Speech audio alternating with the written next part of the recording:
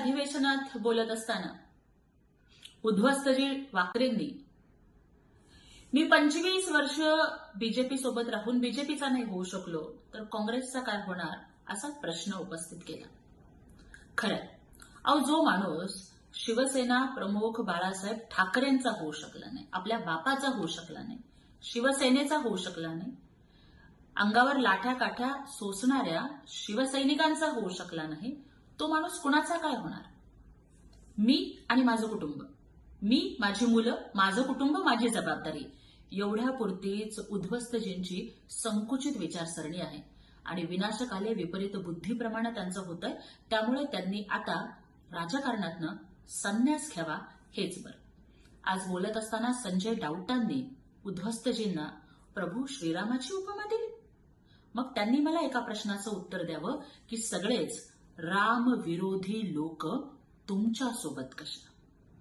ज्या काँग्रेसनी रामायण ही मालिका टीव्हीवरून प्रसारित व्हायला विरोध केला, ज्या काँग्रेसनी प्रभू श्रीराम हे काल्पनिक आहेत अशा पद्धतीचं ऍफिडेव्हिट सुप्रीम कोर्टामध्ये दाखल केलं, ज्या काँग्रेसनी राहुल गांधींनी आणि सोनिया गांधींनी राम मंदिराचं आमंत्रण नाकारलं, त्या काँग्रेससोबत तुम्ही कशी?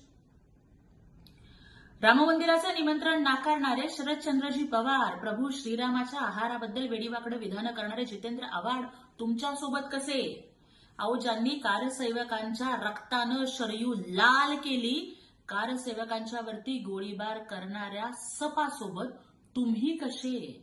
आणि हे सगळेच रामविरोधी लोक एकत्र येऊन या 10 तोंडांचा एक रावण बनलाय आणि तो आम्हाला या महाराष्ट्रामध्ये उद्धट वाकऱ्यांच्या रूपाने दिसतोय.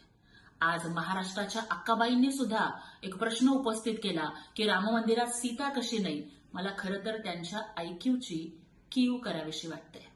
अयोध्येतली प्रभू श्रीरामांची मूर्ती ही बालरूपातली आहे आणि म्हणूनच त्यांना राम लला असं म्हटलं जातं. मग मला सांगा, बालरूपातल्या प्रभू श्रीरामांच्या मूर्तीसोबत माता सीता कशी बरं असेल?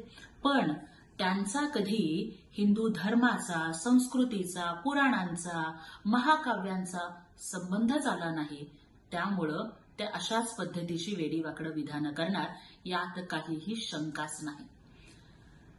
आपल्या पित्याच्या वचनाखातर दुसऱ्या दिवशी होणारा राज्याभिषेक नाकारून 14 वर्षांचा वनवास स्वीकारण्याला श्रीराम म्हणतात. पण आपल्या पित्याची तत्व बासनात गुंडाळून काँग्रेस आणि सिल्वर ओकची हुजरेगिरी करत सत्ता मिळवणाऱ्यांना प्रभू श्रीरामाचं नाव घेण्याचा अजिबात अधिकार नाही.